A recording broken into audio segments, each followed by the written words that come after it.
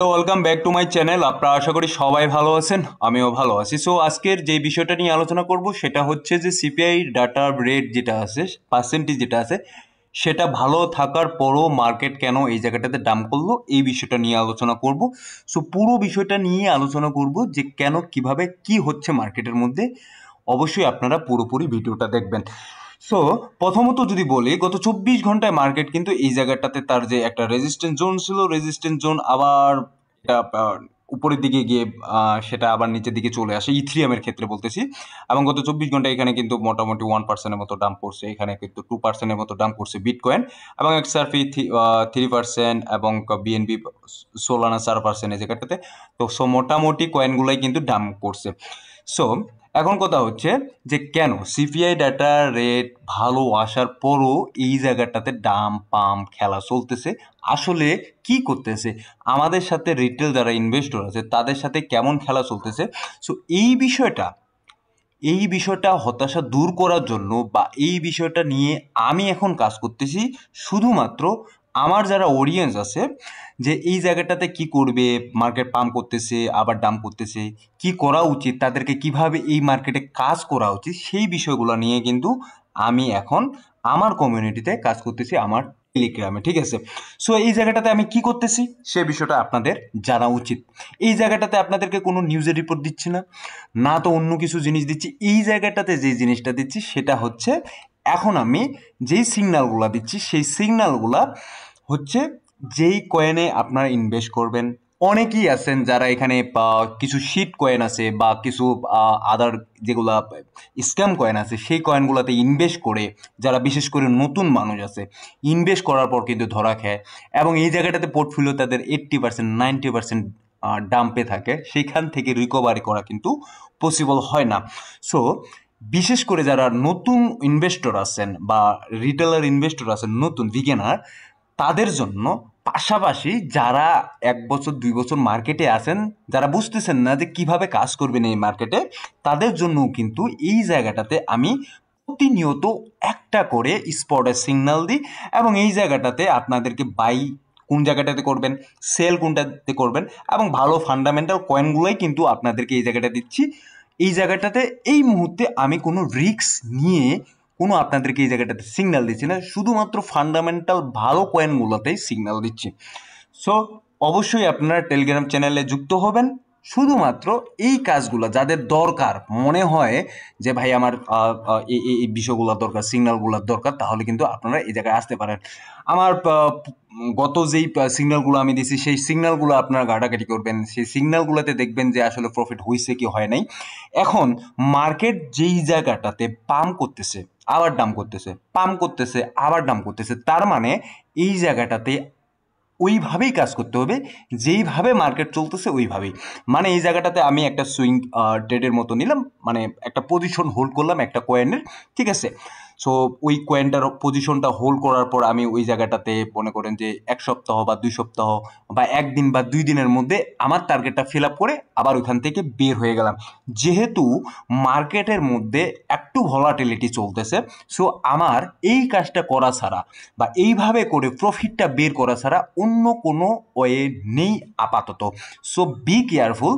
আপনি আপনার পোর্টফোলিও কিভাবে বাঁচাবেন সেই জিনিসটা বেশি বেশি এখন চিন্তা করুন, এবং সেই জিনিসটা কিন্তু বেশি বেশি চিন্তার সময় এসেছে।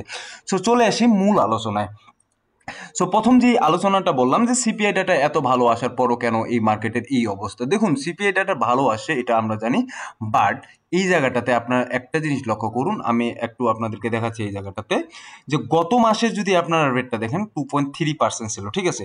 সো গত মাসের তুলনায় কিন্তু সরি, গত যে ইয়াতে ছিল আপনার সিপিআই ডেটাটা আসছিল, সো ওইটার তুলনায় কিন্তু এবার কিন্তু একটু 1.1% বেশি আছে।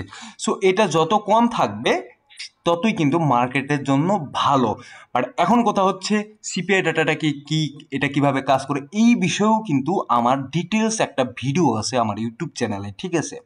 এমন না যে ভিডিও নেই, ডিটেলস ভিডিও আছে সিপিআই ডাটা নিয়ে। সো এখন কথা হচ্ছে সামনের দিকে রেড কার্ড হবে কিনা, বা রেড কার্ড হলে তো মার্কেটে অবশ্যই পাম একটা আসবে। বাট এখন কথা হচ্ছে এই জায়গাটাতে ফোরকাস্ট যেটা ছিল গতকালকে, যেটা এক্সপেক্ট করা ছিল যে 2.5, বাট এই জায়গাটাতে 2.5-এর তুলনায় কিন্তু কম আসে, মানে মার্কেটের জন্য একটা পজিটিভ। বাট গত মাসের তুলনায় কিন্তু একটু বেশি আসছে, ঠিক আছে। সো এই কারণে মার্কেটের মুভমেন্টটা এরকম একটু হয়ে গেছে। বাট ওভারঅল যদি বলি, এর মানে এই না যে মার্কেট এখান থেকে ডাম করবে ভাই, বা মার্কেট এখান থেকে নিচের দিকে বেয়ারিশ হবে, এমনটা কিছু না, এই মুহূর্তে অন্তত না, ঠিক আছে।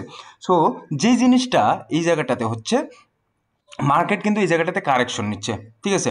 সো মার্কেট যতক্ষণ পর্যন্ত এই জায়গায় কারেকশন নেওয়া শেষ করবে না, ততক্ষণ পর্যন্ত এই মুহূর্তে বলা যাবে না যে মার্কেট এখান থেকে যে কতটুকু উপরে যাবে বা কতটুকু মনে করেন যে তার যে অল টাইম হাই ক্রিয়েট করবে নতুন করে, এটা কিন্তু বলা যাচ্ছে না বিটকয়েনের ক্ষেত্রে।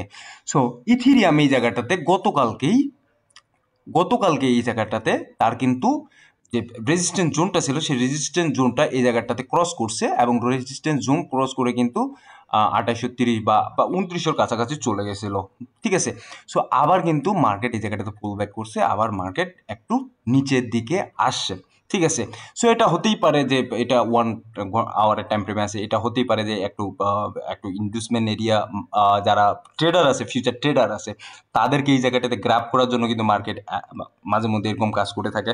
সো আপনাদেরকে সবসময় মাথায় রাখতে হবে যে মার্কেট এখান থেকে কতটুকু পড়লো বা কতটুকু উপরে উঠলো, সেই বিষয়টার উপর ডিফেন্স না করে আপনাদেরকে টেকনিক্যাল চার্ট একটু ভালো করে লক্ষ্য রাখতে হবে, এবং ফান্ডামেন্টাল যে বিষয়টা আছে কয়েনগুলোর, সেই বিষয়গুলো লক্ষ্য রাখতে হবে। দেখুন, মার্কেট নিচের দিকে আসতেছে, পুল ব্যাক করতেছে, আবার কিন্তু মার্কেট আপ ট্রেন্ডে যাচ্ছে, ঠিক আছে।